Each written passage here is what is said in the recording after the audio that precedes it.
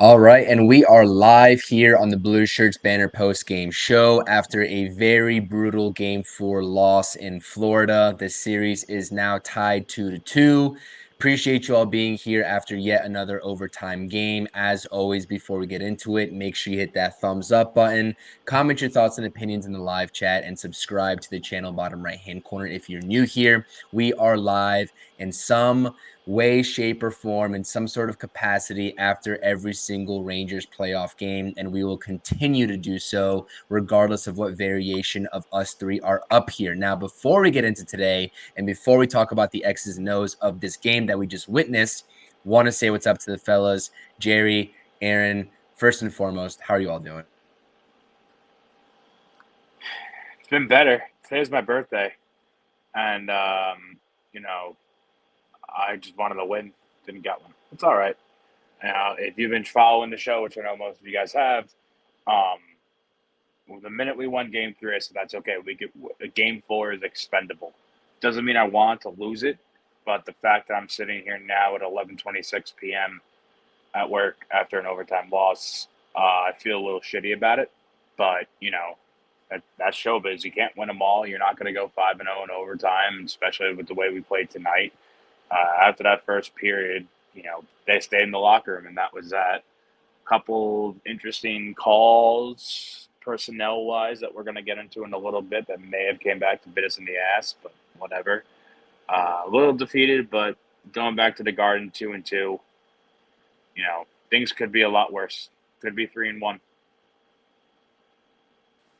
Yeah, absolutely. this is a little disappointing tonight, but we had that strong first period. I thought I was going to keep up the momentum, and then we just played pickup. It just looked like Florida was just in our zone pretty much like the entire night. And let's get some happy birthday Jerry's up in the chat. Not happy birthday Mary, Josh Renner.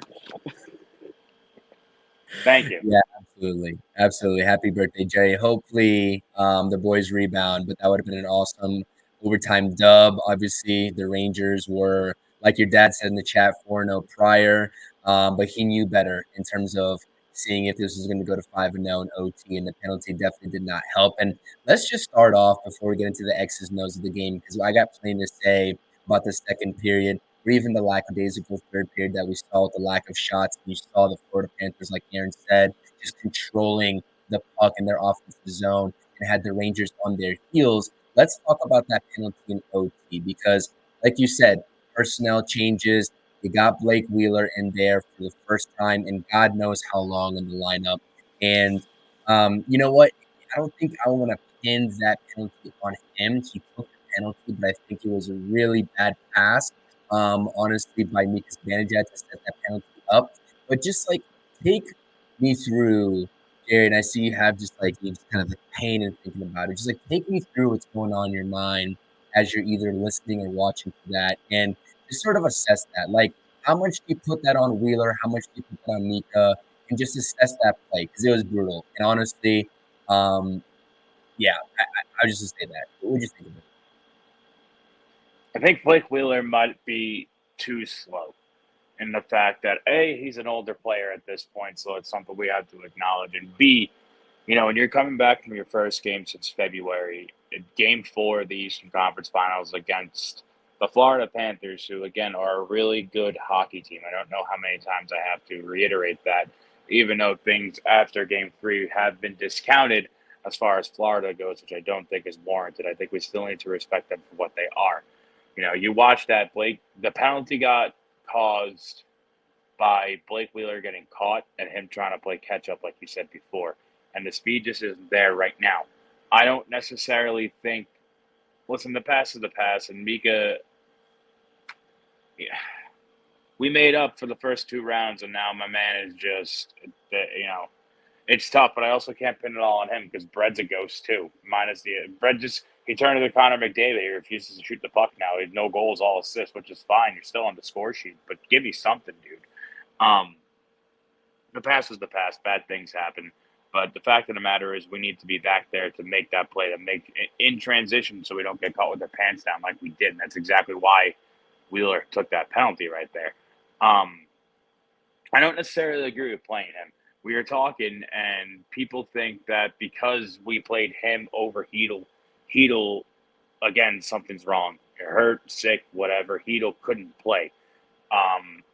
Was Blake Wheeler necessarily my first choice? No. I would maybe have brought in Nedstrom, Brzezinski, somebody else who's a little more game ready than Blake Wheeler. I feel like it would have been beneficial, and I don't want to look ahead here, especially after the events of tonight, but I think it would have been beneficial for Blake Wheeler to sit this out, and then if he's going to come back for game one of the Stanley Cup Finals. Again, don't want to look ahead, don't want to get ahead of ourselves here, because obviously we still have a big mountain to climb. But, that's just, I said in the chat, I trust Lavi. I think, he made the decision for a reason. He knows something we don't.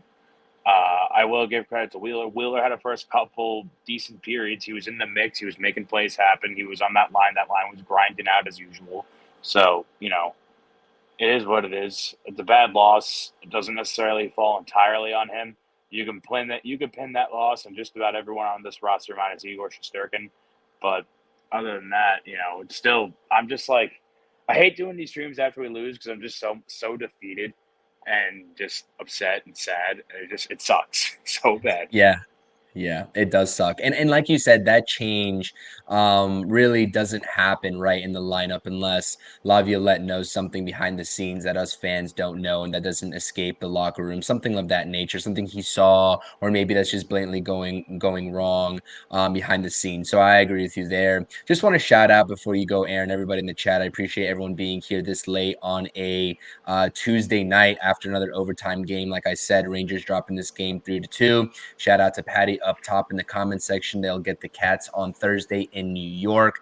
And that this penalty that we're talking about here to open up this stream is not all on Wheeler. And probably, in her opinion, he won't be playing on Thursday. And if I don't think so either. Yeah, we are all in the consensus of that. Josh Renner in the chat. Shout out to Josh. He did mean Jerry, so happy birthday to Jerry, he's saying. Thank you, Josh. Yeah, of course. And then Todd saying Rangers didn't know it was your birthday, Jerry. They got you next game for the rebound. No doubt, Todd. We absolutely hope so. Yeah, absolutely. Shout out to Greg as well. Mika's completely lost out there. And shout out to Daniel as well. Also, the Pops. I honestly I was in and out of the stream last game. I know you're on the way to a wedding. We appreciate you making the stream nonetheless. Hopefully everybody out there that was watching was able to join in and tap into that. I wasn't, unfortunately. I was on the road. It was Memorial Day weekend. You know how that all goes. So appreciate you all making that happen. Aaron, what's up? Give me the vibe check over there. I know Jerry is probably saying and speaking for all of us because I definitely attest to that. It's very tough to come on here after losses, but we got to do it. How are you feeling over there? I think the Barclay Goodrow penalty that happened when Verhaeghe scored, I think kind of shifted the entire game. Just because he is good on the penalty kill and we needed him in that situation. And I hate Connor Verhaeghe ever since I think he was with the Bolts at one point, and he's just been a menace to us. So I think that was kind of the momentum changer in this one. I still think 7 games. I said that on Variety Sports 2 episodes ago. I'll say it here tonight. 7 games. This is a very good Panthers team. And I don't know what's going on with the defense. I don't know what's going on with our – we scored on a power play, but it's like 1 power play goal in the last 7 games. I don't know what's going on with this team. And it looked like near the middle to end of the third period, they just wanted to get to overtime so they can make some magic. You got to make the magic in the first 60 minutes. You can't just wait for overtime to come in because then you get stuff like this that happened with the Blake Wheeler because of Banter. I couldn't see it. I was in my car trying to get home from work, so I can't really comment on that. But it's just sad that Igor is turning into Hank in the sense of he needs to stand on his head every single game. And we're not having the Zibanejad, the Panarins, the Kreiders doing anything in these games. But yet we have second-tier guys showing out more than them. I'm getting really frustrated with Mika Zibanejad where he's not playing up to the first line. And I wouldn't even care if we take him off the first line. He doesn't deserve to be on it. The Panthers did it with Tarasenko. I believe they put him on the second or the third line. If Zibanejad is going to keep doing this crap, they need to put him down to the third line. And put a Filipino on the first or last, somebody that's up there who will actually contribute.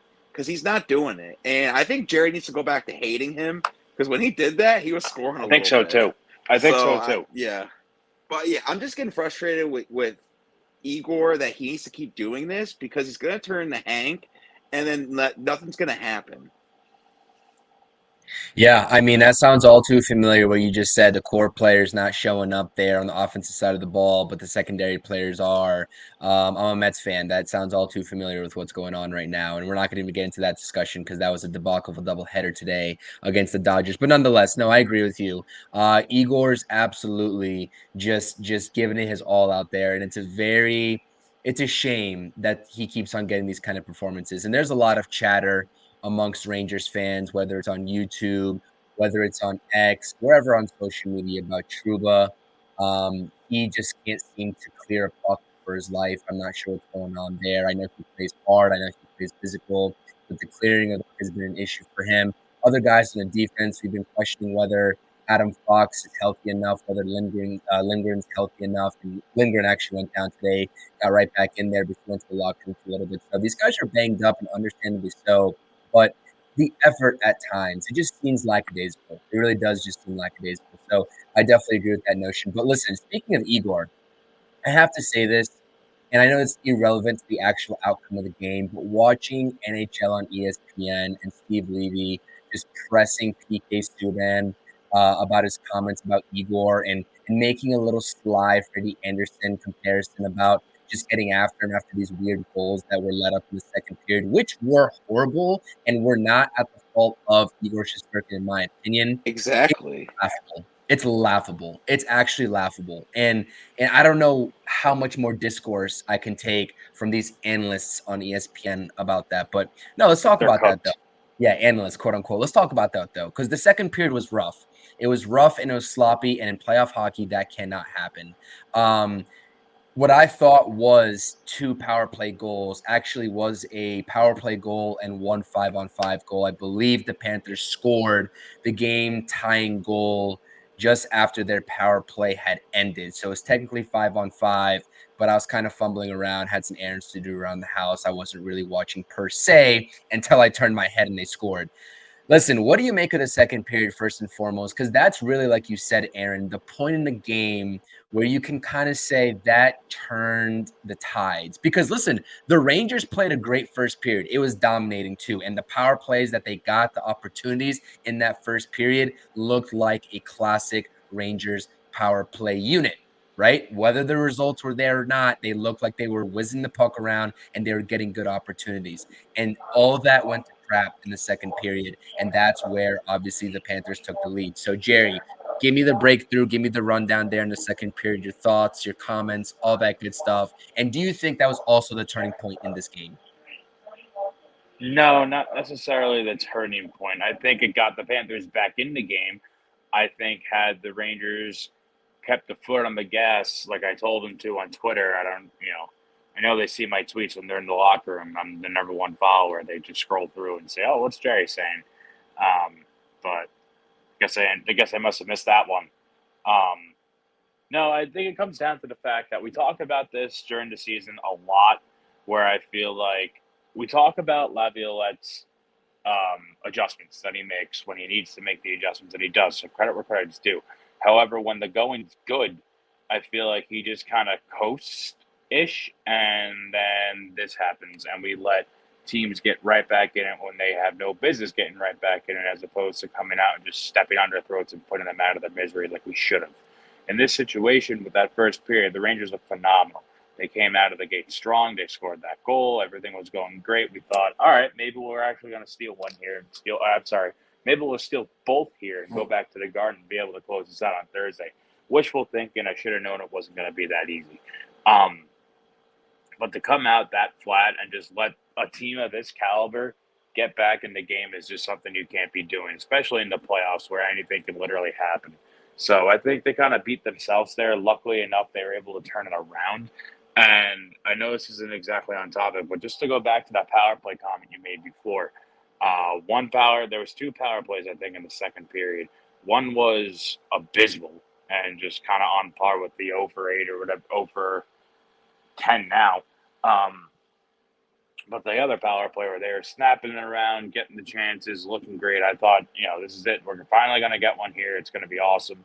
Believe that's when Mika hit the crossbar. I thought it was Yeah. in.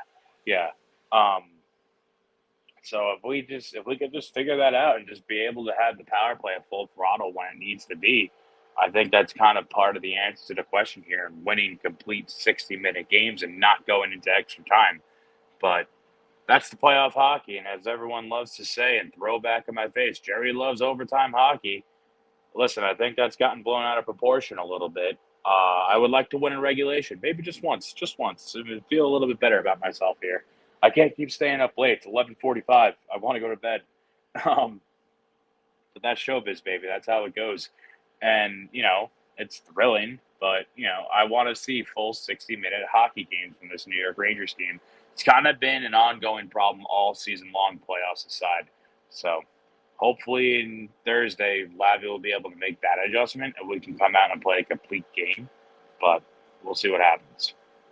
Yeah, I agree with you. And I apologize for everyone watching in on this, whether you're watching live or the replay. ESPN, when I make these graphics and put them up in the hurry to go live, they always adjust the team stats. I think the shots I got wrong here just in general. I made a little bit of a typo, but the rest of the stats, they always adjust it by 1 or 2. So whatever you see on here probably isn't the most accurate. They always adjust it after we go live. So, but the shot discrepancy, I know that was a big talking point of game 3. It was like 100 plus, just like the Kane series, right? 2.0, 100 plus to about 44, if I remember correctly. You see an overtime win. And this is going back to game 3. And I'm glad that you brought up that point, Jerry, of taking the foot off the gas for the Rangers, right? You take a 4-2 lead in game 3 You give into them an the inch, you're third going to take a period. mile every single time. Every single time. Exactly. And I just wish they would close a team out in regulation because they've had plenty of chances to do so and they just haven't. But the shot discrepancy was another thing tonight. I believe it was about 40 shots to 23 shots in favor of the Panthers. How I about don't know going what you 12 all minutes without a shot on goal? Exactly, Yeah, that which is was a problem in nuts. itself there. And you can't do that because it just felt like the third period, the Rangers were on their heels the whole time. And it honestly felt like a blessing in disguise that the game even got to overtime in general without the Panthers having won it in regulation. But nonetheless, what do you all make of the shot discrepancy? Is it quality over quantity for you? Is there No. any sort of we talk about this all the time, right? We talked about in the Kane series, like put the puck on the net. It's not hard. You get some redirects, you get some rebounds, and you guess what? It's bound to go in at some point. And that's just what feels like. It feels like the Rangers are just incapable of doing that. And that's exactly what the Panthers are doing here. It's, just a strategy. But also wanted to get your thoughts and opinions, Aaron, on the Trouba fine, right? It was assessed to be a minor penalty last game with the quote unquote elbow/forearm. Trouba calls it a $5,000 forearm. for a flop. Yeah, and then you see Rodriguez also get up. We talked about this as well, but just for the record, as we are on here on this channel talking about this game and the last game, right? Because I wasn't up on here. What do you make of the fine, etc.? And just want to shout some people out here as well. Brian, shout out to you. Don't get me wrong; it's amazing when your team wins, but not having a dog in the fight lets me just enjoy playoff hockey. It's less stress that way, Brian. I absolutely agree. So hopefully you're enjoying these games because this series is tied up, and this is exactly what we expected, right? When Aaron calls it best of 7 series before the series even starts. So I think we all agree here that obviously minimum 6, but probably a 7-game series. Hopefully, we would hope. Well, hopefully we win at 6. But you know what I'm trying to get at. Anyway, shout out to Brian and shout out to Bobby here. I know you're a Panthers fan, but we appreciate you, Bobby, being on this stream regardless. Hit that thumbs up for us, by the way. We appreciate it. All right, Aaron, enough of me talking up here. What do you think about that Trouba fine? Oh, ridiculous. Absolutely ridiculous. Everyone was like cool with it on Twitter. Like, oh, this should have been more. It should have been a 7-minute penalty. And I'm like, dude, they had a 4-minute penalty. They didn't score. The Rangers scored on it. So it's like, I don't understand all the whining. And then Rodriguez, he must have taken a special juice or a special water because he was flying around today. So he must have really recovered from the elbow to the shoulder. And you can clearly see when Trouba hits his elbow into his shoulder, he moves his head like this and gets in with it. So it's like They need to stop crying about it because we've seen Philip Hedl getting hit against McCullough in game 1. I know it was the end of the game, but no one said anything about that. They're just like, oh, well, that's just hockey. Well, that's the same thing with Jacob Trouba. It's just hockey, man. Like, We've also I seen don't way understand. worse from Jacob Trouba. Yeah, Way we've worse seen from way Jacob Trouba. worse. When he was in Winnipeg, it was way worse than what he's been doing. So I don't know. It's just all a bunch of whiny people on ESPN. We know how everyone feels when the Florida Panthers score over us.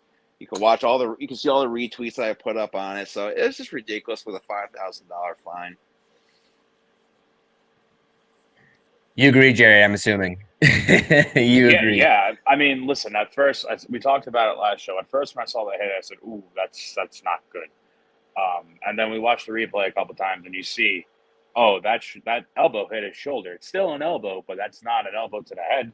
And at this point, why don't we fine Rodriguez like $2,500 for embellishment or something like that? It's kind of ridiculous. Yeah. And Yeah. he almost hit Wenberg. He went like that to Wenberg. Yeah. And he didn't have the puck. Yep. But no one's going to call that. No, if there's one thing I've learned this series is that reciprocation is not a friend of the New York Rangers. We saw it tonight in the opening minutes of the first period. I don't know who it was in front. I think it might have been Trouba, actually. After the play was stopped, somebody threw a shot at Trouba and was laughing about it, and nothing happened. And then fast forward about 3-4 minutes into our zone on offense. Again, I don't remember who did it on the Rangers, but they went in after him after a scrum, and because he poked at Igor and whoever it was, I'm sorry for blanking on your name, but he went after him and took a couple shots at him, and then he got 2 for roughing. And it's like, well, did that not just happen down on the other end with the Panthers? It's the refs are literally sitting here making it very obviously that they put in their DraftKings ticket for Panthers money line game 3 and game 4. They just got lucky tonight. Were able to cash out. So hopefully they doubled down to the live line when they went down 1-0 at the beginning of the first. But it's kind of atrocious and it's ridiculous. And I hate to say here and say play victim and do all this stuff, but the world is really out for the New York Rangers. For whatever reason, they don't want the largest market remaining in the NHL playoffs to secure a spot in the Stanley Cup Finals. It's baffling to me. Speaking of which, I want to go off on a tangent really quick. I forgot to mention it earlier, but you said something about ESPN with the stats and everything like that. Where did Sean McDonough go to broadcasting school? Does this guy not prep for his games? Does he not have a player sheet in front of him? He's calling forgot who he mixed up on defense, but he's calling Igor Bobrovsky. He's calling Gustavsson, Lindgren. It's just dude, figure it out. What are you doing? Come on, man. I think Helen Keller might be able to call a better hockey game than this guy. It's absolutely ridiculous and astonishing to let this guy call the NHL playoffs on a national scale. And ESPN is doing, it's ridiculous. And if you look back to game 3 when the Rangers scored an overtime goal, a beautiful goal, mind you, he literally sat there and said, and the Rangers score a goal. And then I just started getting thinking, can you imagine if Doc Emrick made that call? Where it's oh my God, the New York Rangers are going, whatever. It's just, where's the energy? Where's, pizzazz? Where you want to sit here and try to grow the game and get people to watch. Maybe let's not make them feel like they just chugged a bottle of Robitussin or listening to NPR talk radio. It's absolutely ridiculous. I don't understand it. I think they should really revisit things. Emily Kaplan, I guess, is starting to grow on me. Ray Ferraro's still a cuck. And it's just I don't know. Bring back the guy who calls the NFL games. He was pretty good. He wasn't the best. He was no Sam Rosen. And again, Homer, I get it. But you can even call him Doc Emrick, Kenny Albert, whatever you want to say. There are significantly better NHL play-by-play callers than anybody on the ESPN payroll. But you got to make do what you can. This guy, Sean McDonough, he's literally ruining the NHL playoffs for me. And I saw it on Twitter today. Somebody was saying how, oh, man, I need this game to be on TNT to save my soul. And the fact of the matter is, again, looking ahead here, but best case scenario, we're stuck with ESPN for the next 3 weeks. And the Stanley Cup Finals are on ABC. It's going to be probably the same crew again, and we're going to be watching paint dry. Vinny Trocheck's going to score a goal in triple overtime to, win the Stanley Cup, and this guy's just going to go, and that's it. The New York Rangers are the Stanley Cup champions. Okay, good night, everybody. See you later. Probably not even going to get to see the cup celebration because that's how ESPN operates. It's atrocious. It's a joke. the worst thing the NHL could have ever done. I'm hoping TNT takes over the rights full time whenever the contract's up, maybe in 5 years, whatever it is. It's ridiculous. Yeah, I agree with you. That's a good rant. I think that same can be said for NBA minus a few personnel on ESPN like Kendrick Perkins I and don't mind Mike ESPN Breen. NBA. I'm gonna reserve my thoughts on those on that personnel and that crew. But nonetheless, TNT in general, I think covers sports better. Especially when you talk about New York sports, man. You talk about the bias, the clear bias that is surrounding the New York Rangers here. And David Ryan saying is Sean McDonough is lifeless. And I also want to shout out David for a great comment here as well. It's something that we all know, but it's something that we have to point out, which is the obvious. You can't win with your top players as ghosts. And when they are ghosts, Zibanejad, Panarin, and Kreider need to step it up, or we are finished. Yes, absolutely. And Bobby's talking about potentially having a heart attack with this round because it's been so good. Yeah, I agree. Respect to you. Respect to all Panthers fans out here. Appreciate you being on the stream if you are, because guess what? Noticed a little pattern. And Michael, you too. I see you in the comments, Michael, saying the Rangers are only in this because of Igor. Whether that's true or not, Doesn't matter. everybody was We're in it, doesn't so matter. it doesn't matter. Yeah. First of all, doesn't matter. Second of all, everybody was in the comment section after game one of our stream, and not one person, actually, I want to say not one person, but some Panthers fans weren't in the comment section for game 2 and 3. Wonder why that is. Anyways, friendly banter. We're here. Y'all are here. We appreciate you being here. We're not shying away from the smoke here. We're after an L, taking some punches on the chin late at night here as the clock is approaching midnight. But yeah, no, absolutely. And shout out to Daniel as well. Cheers from Costa Rica. Appreciate you. This team, the Rangers, lacked the forecheck tonight.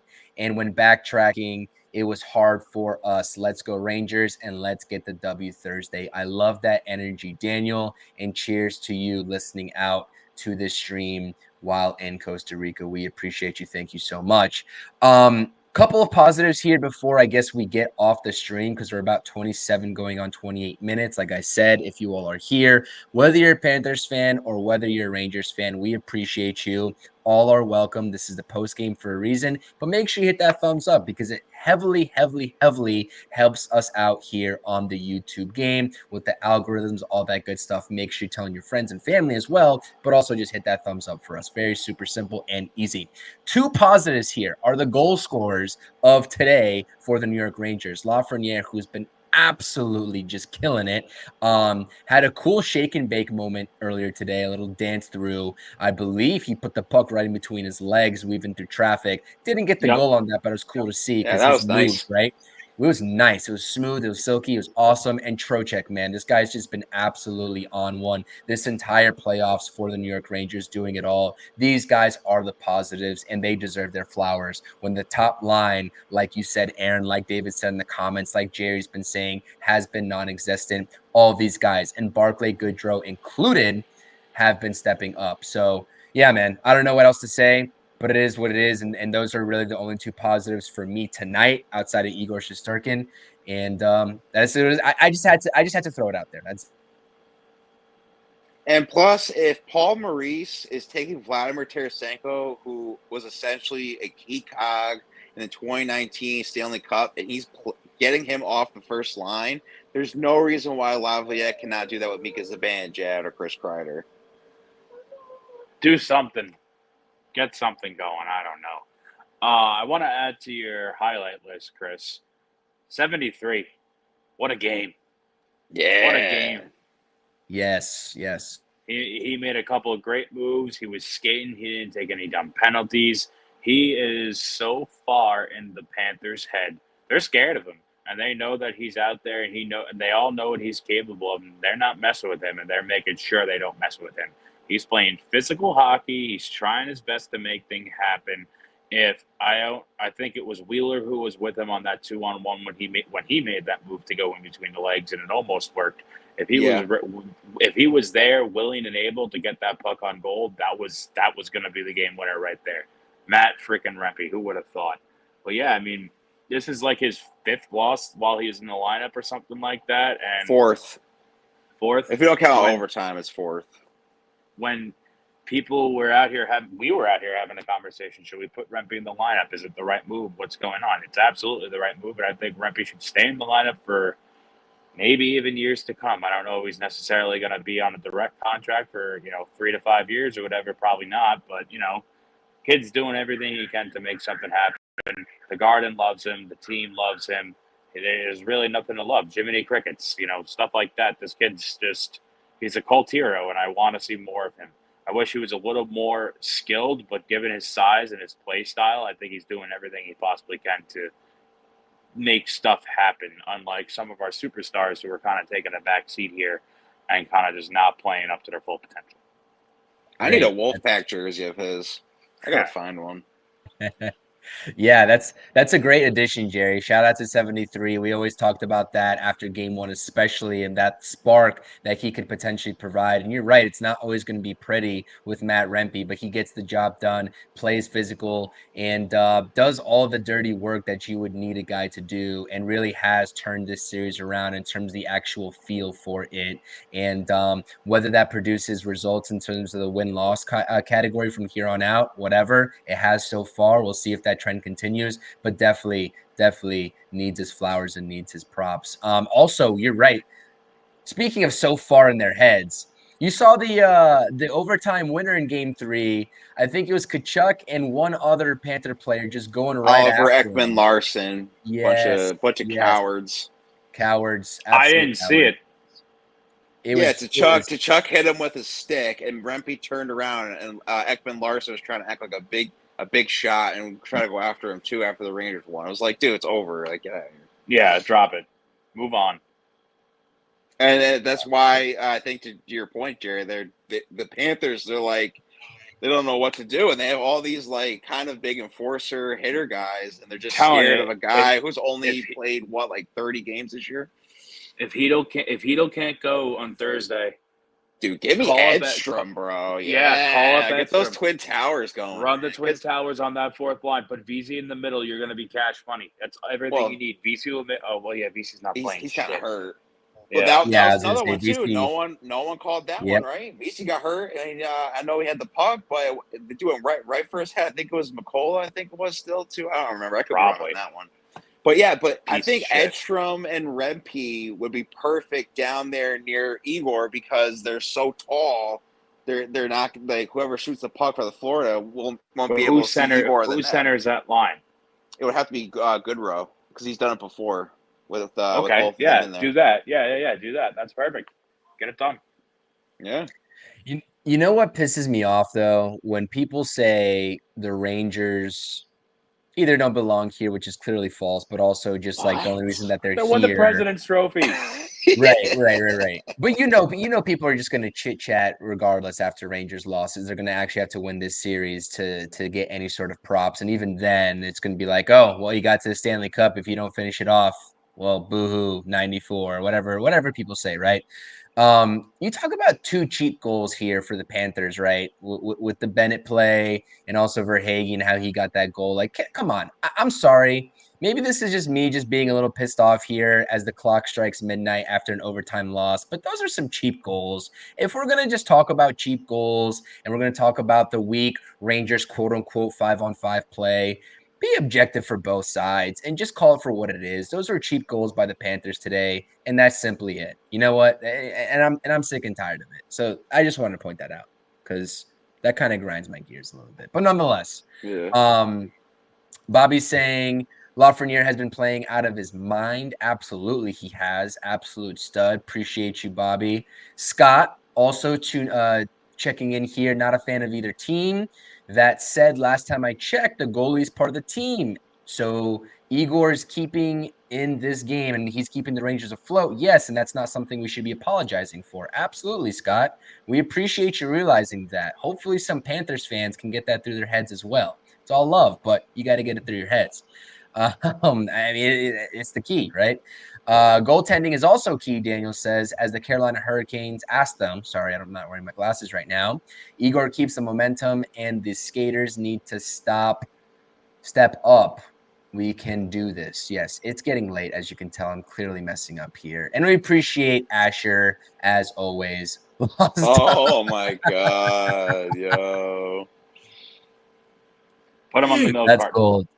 And much time. That was needed graphic. So after game one, Asher says, I told you guys it's 1-4. Ranger fans need to calm down. You guys sound like Panthers fans after game 3. Relax, Rangers fans. And I do remember you, Asher. Appreciate you being on here as well. I know that you are a Panthers fan, if I'm not mistaken, but you keep it real, and you did say to keep calm. So I agree. I think feel a that lot better than I did after game one. after Game game, one, I the was gonna deuce was say. tied. Yeah, Yeah, Exactly. same. game one, Exactly. it was not looking good. Yep. Yeah. So I do want to say one thing before we get out of here. Yeah. Look at that second goal. Watch that second goal on the replay there. Look how it was scored. It was a bouncing puck, a garbage goal that went in because we threw the puck on net and did what we had to do. The key to beating Bobrovsky is shots on goal. Just keep peppering him. We can't keep getting outshot by nearly 20 shots each game. We just need to throw everything we can at this guy. He's human. He lets goals in. We know that for a fact. He gave up 5 on Sunday. You know, when you look at things, that's the name of the game in the NHL playoffs, and it always has been. Is puck luck. Pucks are going to bounce. Pucks are going to bounce weirdly, and they're going to go and they're going to cross the goal line one way or the other. Just keep peppering and throwing on net, and that's going to be the key to winning this series. We can't keep looking. You said it before, quality over quantity. No way, no how. That can't be what we're doing. We need to throw everything we possibly can on net, and you know who's been doing that? Matt Rempe. Go figure. But he's not even a goal scorer. He's just doing everything he can. He's getting the puck to the net, and that's going to be the key to the series. And I think on Thursday, if we need one thing and one thing only to change, is shots on goal. Yeah, absolutely. Definitely have to pressure Bobrovsky even more. And I saw one of was like inner shot goals. I never seen that before. It was like 12 to 3 Rangers at one point. Like the Panthers had 12. I was like, what is an inner shot? I know the game of hockey, but I guess I'm not that fluent in it. I had no idea what that was, and they put it up on ESPN. Some advanced analytic bullshit. Hey, what was that again? I completely missed that. I was reading the comments here. Inner shots on goal. Inner shot on goal. I had no idea what that was. And apparently the Panthers had 12 shots on it. We had like 3 at one point. I played this game for 26 years. I've never heard that. Yeah, I haven't either. But this is what it all boils down to, like Asher's saying here. Best of 3, boys. What a great series this is. And if you're a fan of good hockey in general, like we have some people who don't have a dog in this fight in the comments section, we appreciate you all being here regardless.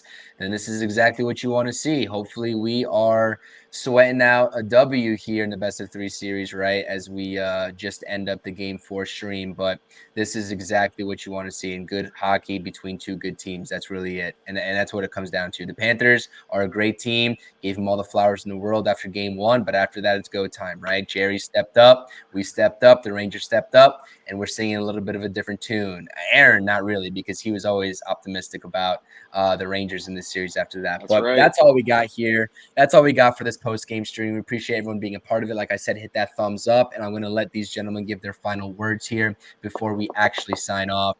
Jerry, Aaron, final thoughts here before we get on out of here. I'm just going to say we just got to move forward. I mean, put this game behind us. It's 2-2 series. We got to win 4 games. I think are we at Madison Square Garden for the next 2? We had the just 5. Just 1-1. 1-1-1. Okay. 5 and 7. Okay, because I think Don LeGrec got messed up. I think he said there was both games at MSG. So, game 5 at MSG. We just hopefully Edstrom comes up. We get the Twin Towers on the 4th line because I think him, Rempe, and Goodrow, they're all over 6 feet. I think that'll help us with Igor, and we need to give Igor some breaks, man. I mean, I know the Panthers are trying to find some chinks in the armor. They're finding a little bit from him, and we just need to help him out a lot more. It's just looking like with Hank back in the day with us. So we can't do that to Igor like we did to Hank. And also, too, let's go Rangers, right, buddy? Yeah. He doesn't care. Absolutely. Let's go Rangers. Jay, what you got for us? My closing remark is really just the shots on goal, but like I said before, I planned on losing this game. Doesn't soften the blow. It still sucks as I sit here at 12:06 a.m. going over everything, recapping the loss. But gotta win Game 5. We could drop Game 6, but then it's just one. That's it. And that one and done. That's in Game 7 back at the Garden. We'll see what happens. I would love to win this in 6. But yeah, what I want to say though to everyone talking about how good of a series this is and everything going on, this series that we're getting right now for the Eastern Conference Final is better than any prospective matchup for the Stanley Cup itself. And I just want to throw that out there. I think whatever team, hopefully it's the Rangers, obviously, but whatever team makes it out of the series going against whatever team makes it out of the West, it's gonna be a bloodbath, and whoever makes it into the Stanley Cup Finals from this is going to win the cup in 5 games. So I'm pretty confident in saying that right now. I think both teams outmatch both of those West teams hardcore. And so enjoy it while you can, because this is great hockey. It's stressful hockey, but this is great hockey. Yep, absolutely. Nothing to add on to that. We talked about the X's and O's here. We kept it a little bit light today. Obviously, we're not panicking. Game 5 is going to be very crucial. We are going to be going live after Game 5 as well. Like I said, in some sort of capacity, whether it's all 3, whether it's a combination of 2, or whether it's the solo stream, whatever it has to be, we will be going live depending on our schedules. We do it for you all. And this is fun for us, man, regardless of the result. Like, this is fun at the end of the day, and that's what it's meant to be. So I appreciate everyone being here. Hopefully a different result for Game 5. Very crucial. One more time. Appreciate all 61 to 65 of you all floating. Hit that thumbs up on this stream and subscribe if you're new here. Please support any way you can, and that's the best way to support is by hitting that subscribe button, bottom right-hand corner as you watch, and hitting that thumbs up. So it's your Blueshirts Banter boys here. Appreciate you all watching. Let's go Rangers as always. Rangers lose 3-2 in Game 4. See you all Thursday night after Game 5 at MSG. Peace.